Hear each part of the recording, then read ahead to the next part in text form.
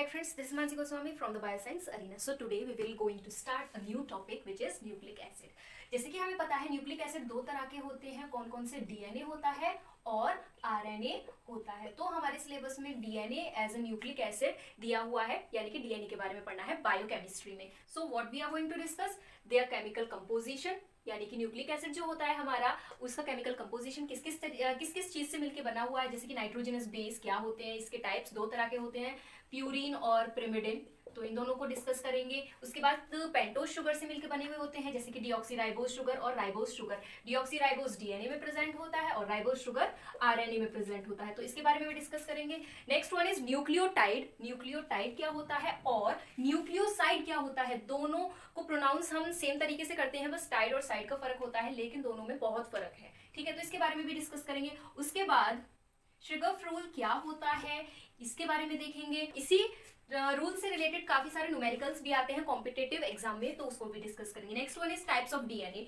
DNA के types क्या होते हैं, स्ट्रक्चर डबल स्ट्रैंडेड डीएनए का, जो नॉर्मली हम डबल स्ट्रैंडेड डीएनए देखते हैं, तो इस डीएनए का क्या स्ट्रक्चर होता है, इसके बारे में भी डिस्कस करेंगे। कुछ साइलेंट फीचर्स भी होते हैं जो हम 12th क्लास में भी नॉर्मली पढ़ चुके हैं, लेकिन ग्रेजुएशन में और अच्छे से उसको डिस्कस करेंगे। और इसी के साथ टीएम क्या होता है, दिस इज टेम्परेचर, तो M for melting. Melting temperature क्या होता है डीएनए के अंदर, और सुपर कॉइल्ड डीएनए क्या है, सुपर कॉइल्ड टर्म का क्या मतलब है, ये सभी हम डिस्कस करेंगे न्यूक्लिक एसिड। अगर आपको न्यूक्लिक एसिड के प्रॉपर नोट्स चाहिए एग्जाम में लिखने के हिसाब से, तो उस पीडीएफ की लिंक भी आपको मेरे डिस्क्रिप्शन बॉक्स में मिल जाएगी। वो जो नोट्स हैं उन्हीं को मैं यहाँ पर एक्सप्लेन करूंगी अच्छे से, ताकि आपको नोट्स समझने में भी दिक्कत ना हो, नोट्स लिखने में भी दिक्कत ना हो। Watch the video to the end and I hope you will get all the points related to nucleic acid.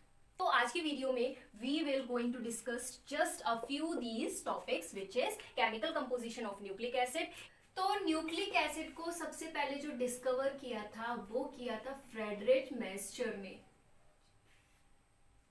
किसने, फ्रेडरिच मैस्चर ने न्यूक्लिक एसिड को सबसे पहले देखा था। किसमें देखा था, जो हमारी पस सेल होती हैं, पस सेल यानी कि जिन्हें हम ल्यूकोसाइट्स बोलते हैं, और आसान भाषा में बोले तो WBC, व्हाइट ब्लड सेल। हमारी व्हाइट ब्लड सेल यानी कि पस सेल होती है, इसमें इन्होंने देखा था कि जो न्यूक्लियस होता है सेल के अंदर, सेल होता है, सेल के अंदर न्यूक्लियस होता है, ठीक है। तो न्यूक्लियस के अंदर इन्होंने सबसे पहले न्यूक्लिक एसिड को देखा था। अब ये जो न्यूक्लिक एसिड इन्होंने देखा था, तो इनको डायरेक्टली इन्होंने न्यूक्लिक एसिड नहीं बोला, इसका जो नाम रखा इन्होंने रखा था क्या, न्यूक्लिन। क्या रखा था, न्यूक्लिन। उन्होंने क्या नाम रखा था, न्यूक्लिन रखा था। फिर उसके बाद और भी डिस्कवरीज हुई। फिर ये देखा गया कि जो ये न्यूक्लिन होता है ये कुछ प्रोटीन से मिलके बना हुआ होता है, इसी के साथ और किससे मिलके बना हुआ होता है, फॉस्फोरस कंटेनिंग ऑर्गेनिक एसिड, यानी कि कुछ ऐसे ऑर्गेनिक एसिड जिसमें फॉस्फोरस होता है, इनसे और प्रोटीन से मिलके बना हुआ होता है।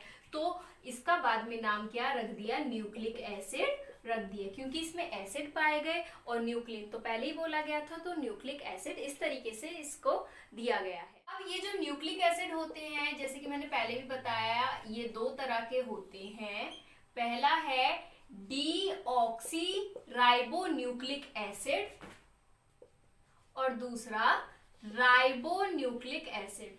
डीऑक्सीराइबोन्यूक्लिक एसिड को हम डीएनए बोलते हैं शॉर्ट टर्म में, और राइबोन्यूक्लिक एसिड को हम आरएनए बोलते हैं। तो दो तरह के न्यूक्लिक एसिड पाए गए which is DNA and RNA. किसमें सबसे पहले देखा गया था, पस सेल में देखा गया, तो बहुत इंपॉर्टेंट है कॉम्पिटेटिव एग्जाम के पॉइंट ऑफ व्यू से। और फिर उसके बाद नाम क्या रखा था, न्यूक्लिन रखा था।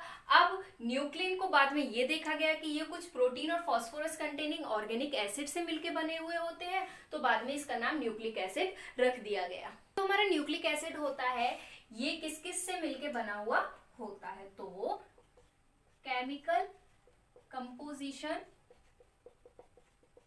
Of nucleic acid. तो न्यूक्लिक एसिड की जो यूनिट होती है वो होती है न्यूक्लियोटाइड। क्या होती है, न्यूक्लियोटाइड। यानी कि जो हमारा न्यूक्लिक एसिड होता है वो न्यूक्लियोटाइड से मिलके बनता है। अब न्यूक्लियोटाइड क्या होता है, तो न्यूक्लियोटाइड बनता है जब nitrogenous base plus pentose sugar plus phosphoric acid.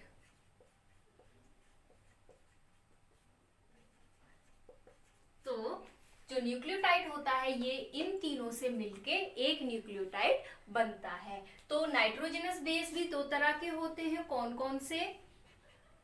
Purine और प्रिमिडिन। प्यूरीन में कौन कौन से नाइट्रोजनस बेस आते हैं? एडिनिन और ग्वानिन। एडिनिन को कैपिटल ए से डिनोट करते हैं और ग्वानिन को कैपिटल जी से डिनोट करते हैं। और प्रिमिडिन में कौन कौन से नाइट्रोजनस बेस आते हैं? पहला है यूरेसिल, दूसरा है थाइमीन और तीसरा है साइटोसिन।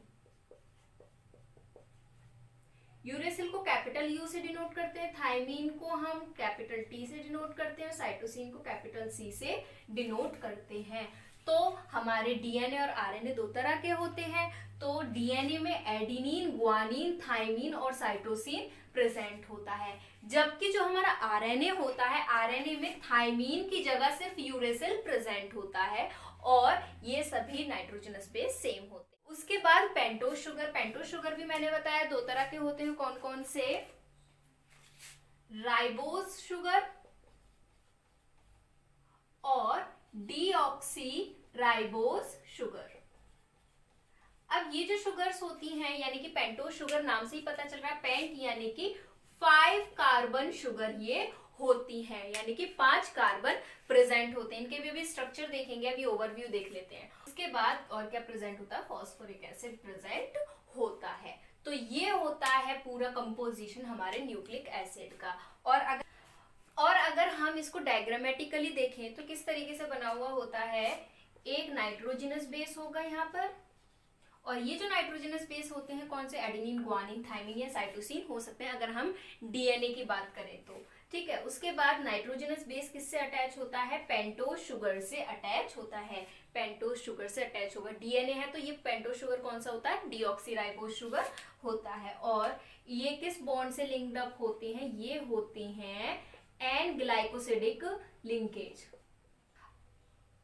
अब उसके बाद पेंटोज शुगर से अटैच होता है हमारा फॉस्फोरिक एसिड, या हम बोले फॉस्फेट। तो ये किस बॉन्ड से अटैच होता है? ये होता है फॉस्फोडाइएस्टर लिंकेज। तो ये भी बहुत इंपॉर्टेंट है कि कौन से बॉन्ड प्रेजेंट होते हैं। अब हम इन्हीं को ही डिटेल में पढ़ते हैं, किस किस तरीके से इनकी कंपोजिशन होती है, क्या इनका स्ट्रक्चर होता है। नाइट्रोजनस बेस दो तरह के होते हैं, प्यूरिन और प्रिमिडिन। इनका कुछ स्ट्रक्चर इस तरीके से होता है। प्यूरिन में अगर हम बात करें एडिनिन और ग्वानिन होते हैं। अगर आप प्यूरिन और प्रिमिडिन का ही स्ट्रक्चर याद कर लेंगे तो इनके स्ट्रक्चर को याद करने में कोई दिक्कत नहीं आएगी। जैसे कि एडिनिन की अगर हम बात करें तो इसका नाम क्या होता है? 6 अमीनो प्यूरिन, यानी कि अगर हम इसमें काउंटिंग करें तो काउंटिंग करेंगे 1 2 3 4th कार्बन, 5th 5 6 7 8 और 9। तो इसमें क्या बोला है? 6th पोजीशन पर अमीनो ग्रुप प्रेजेंट है। 6th पोजीशन यानी कि यहाँ पर। तो हम इसको यहाँ पर क्या कर देंगे? अमीनो का क्या फॉर्मूला होता है? NH2। तो ये बन गया हमारा एडिनिन का स्ट्रक्चर। अब ग्वानिन में क्या बोला? 6 ऑक्सी 2 अमीनो प्यूरिन, यानी कि तो इस तरीके से ग्वानिन का स्ट्रक्चर बन गया। अब सेम यही रूल हम प्रिमिडिन में लगाएंगे, यानी कि थाइमिन, साइटोसिन और यूरेसिल में लगाएंगे। तो नाइट्रोजनस बेस के बारे में डिस्कस कर लिया। अब दूसरी चीज क्या थी जो न्यूक्लियोटाइड में होती है? Pentose sugar. तो पेंटोज शुगर दो तरह की होती है, राइबोज शुगर जो कि आरएनए में प्रेजेंट होती है, और डीऑक्सीराइबोज शुगर जो कि डीएनए में प्रेजेंट होती है। तो क्योंकि ये शुगर है, और शुगर क्या होते हैं? कार्बोहाइड्रेट होते हैं। तो ये मोनोसैक्राइड्स होते हैं, दोनों ही मोनोसैक्राइड्स हैं, यानी कि सिंगल यूनिट के बने हुए होते हैं। अब उसके बाद जो राइबोज शुगर का और डीऑक्सीराइबोज शुगर, ये दोनों होते तो सेम है, यानी कि 5 ही कार्बन होते हैं, तो पेंटोज शुगर बोलते हैं, मोनोसैक्राइड है दोनों ही। तो इनमें डिफरेंस क्या है, यानी कि क्या अंतर है? तो अगर हम इसमें काउंटिंग करें तो कार्बन 1, यहाँ कार्बन 2 3 4 ये कार्बन 5। ऐसे ही इसमें कार्बन 1, कार्बन 2, 3, 4 और ये कार्बन 5। तो जो हमारा सेकेंड कार्बन होता है राइबोज में OH प्रेजेंट होता है और डिऑक्सीराइबोज में यहाँ पर ऑक्सीजन प्रेजेंट नहीं होता है। सिर्फ ये डिफरेंस होता है दोनों शुगर में कि राइबोज शुगर में सेकंड पोजीशन पे जो कार्बन होता है इसमें ऑक्सीजन प्रेजेंट होगा यानी कि OH हाइड्रोक्साइल ग्रुप होता है, लेकिन डिऑक्सीराइबोज में ऑक्सीजन की कमी होती है सेकेंड कार्बन पे। सिर्फ ये डिफरेंस होता है दोनों शुगर। तीसरी चीज क्या है, फॉस्फेट ग्रुप। तो फॉस्फेट ग्रुप यानी कि फॉस्फेट प्रेजेंट होगा। अब हमारे जो न्यूक्लियोटाइड होता है एक फॉस्फेट भी प्रेजेंट हो सकता है, दो भी हो सकते हैं और तीन भी प्रेजेंट हो सकते हैं। आपने नाम सुना होगा ATP, ठीक है, ADP और AMP, adenosine triphosphate, adenosine diphosphate, adenosine monophosphate. तो ये क्या चीज होती है, ये एनर्जी मॉलिक्यूल होती है, यानी कि हम कोई भी जो वर्क करते हैं उसमें एनर्जी की जरूरत होती है। तो वो एनर्जी किससे मिलती है, हमें ATP से मिलती है। ATP तो नॉर्मली सुना हुआ ही होता है। तो इसका क्या मतलब है, एडिनिन और ट्राइफॉस्फेट यानी कि 3 फॉस्फेट प्रेजेंट है इस मॉलिक्यूल में। तो जो फॉस्फेट होता है मैंने बताया कौन सा बॉन्ड बनाता है, फॉस्फोडाइएस्टर बॉन्ड बनाता है। तो जैसे ही फॉस्फोडाइएस्टर बॉन्ड टूटता है तब एनर्जी रिलीज होती है। तो अगर हम बोले ATP में से क्या हुआ, एक फॉस्फेट ग्रुप निकल गया तो क्या बन गया, ADP बन गया यानी कि एडिनोसिन डाई फॉस्फेट बन गया। तो ये जो फॉस्फेट है ये एनर्जी रिलीज करता है यानी कि इसी से हमें एनर्जी मिलती है। अब ADP में से भी अगर हम फॉस्फेट एक और फॉस्फेट निकाल दे तो क्या बन जाएगा, AMP यानी कि एडिनोसिन मोनोफॉस्फेट बन जाता है। तो ये जो फॉस्फेट होता है ये एज ए एनर्जी प्रोवाइड कराता है किसी भी मेटाबॉलिक रिएक्शन के लिए। तो हमारे जो न्यूक्लियोटाइड होता है अगर उसमें 3 फॉस्फेट प्रेजेंट है यानी कि वो बहुत अच्छा एनर्जी डोनर है, यानी कि सबसे ज्यादा एनर्जी ATP में होगी।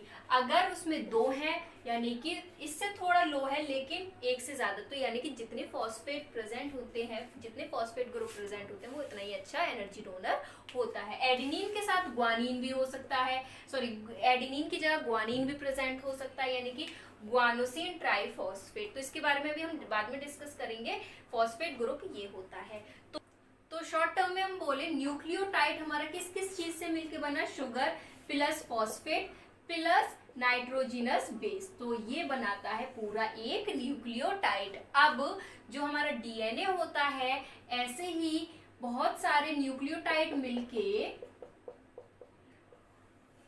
हमारा पूरा DNA का कंपोजिशन करते हैं। अब इसी के साथ एक और टर्म आता है न्यूक्लियोसाइड। तो न्यूक्लियोटाइड तो हम बहुत अच्छे से समझ चुके हैं क्या होता है। न्यूक्लियोसाइड क्या होता है, जब शुगर और नाइट्रोजनस बेस ये दोनों मिलते हैं तो बनाते हैं न्यूक्लियोसाइड, यानी कि इसमें फॉस्फोरस यानी कि फॉस्फेट ग्रुप प्रेजेंट नहीं होता है। तो ये होता है न्यूक्लियोसाइड। और किस बॉन्ड से लिंकअप होते पहले ही बताया, सेम है, एंड ग्लाइकोसिडिक बॉन्ड इनमें प्रेजेंट होता है। तो इसी से ही रिलेटेड एक क्वेश्चन है, क्या है, on hydrolysis a nucleoside would not yield, यानी कि जब हम न्यूक्लियोसाइड का हाइड्रोलिसिस करेंगे, तोड़ेंगे, तो हमें क्या चीज नहीं मिलेगी। Option A purine, option B pyrimidine, option C pentose sugar या ऑप्शन डी फॉस्फोरिक एसिड। तो अब शुगर प्रेजेंट है तो शुगर, जब हम न्यूक्लियोसाइड को तोड़ेंगे तो शुगर प्रेजेंट होगा यानी कि शुगर भी मिलेगा, तो पेंटोस शुगर इसका ऑप्शन नहीं होगा। प्यूरिन और पिरिमिडिन, अगर नाइट्रोजनस बेस में प्यूरिन भी प्रेजेंट होते हैं और पिरिमिडिन भी प्रेजेंट होते हैं तो प्यूरिन और पिरिमिडिन दोनों ही मिलेंगे। तो क्या नहीं मिलेगा हमें, फॉस्फोरिक एसिड नहीं मिलेगा, क्योंकि न्यूक्लियोसाइड में फॉस्फोरिक एसिड होता ही नहीं है। तो इसका आंसर करेक्ट क्या हो गया, फॉस्फोरिक एसिड। तो यहाँ खत्म होती है हमारी आज की वीडियो। अब इससे नेक्स्ट वीडियो में हम श्रीगर्स रूल क्या होता है इसके बारे में डिस्कस करेंगे। उससे रिलेटेड कुछ न्यूमेरिकल्स भी देखेंगे जो कि नॉर्मली कॉम्पिटेटिव एग्जाम में भी पूछ लिए जाते हैं। तो अगर आपको ये वीडियो पसंद आई हो तो लाइक बटन जरूर प्रेस करें, इसी के साथ अपने दोस्तों में भी शेयर करें। और बायोकेमिस्ट्री से related biotechnology, microbiology, cell biology और अदर ब्रांचेस जितनी भी हैं बायोलॉजी की BSc लेवल तक विद नोट्स के लिए आप मेरा चैनल सब्सक्राइब करें।